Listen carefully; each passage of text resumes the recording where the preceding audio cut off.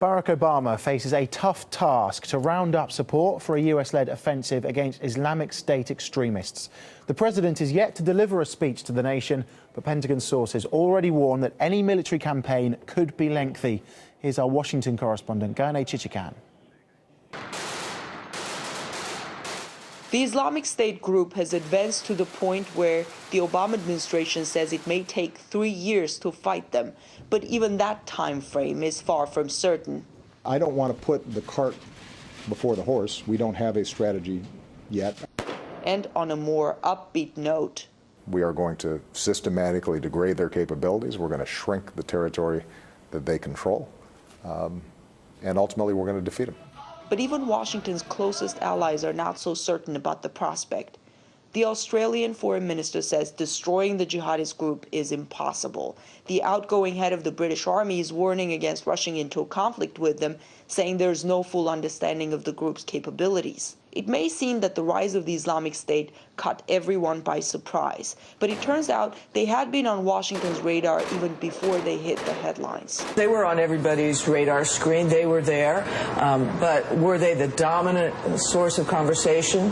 Not at the time, no. Janet Napolitano speaks of the time when she was the head of the Department of Homeland Security. She left the post in September of last year.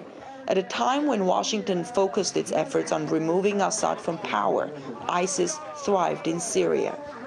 Some Islamic State fighters now even thank the U.S. and its allies for training them.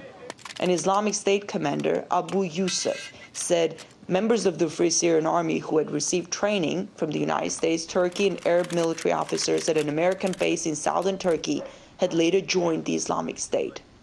ISIS has been growing under American supervision and assistance by American allies in the area. The Washington Post quoted a man named Abu Saleh who says that he and a group of other Libyans who received training and support from French, British, and American personnel to fight against Colonel Gaddafi later went on to fight with the Free Syrian Army, then switched to either Jabhat al-Nusra or the Islamic State. Sometimes I joke around and say that I am a fighter made by America.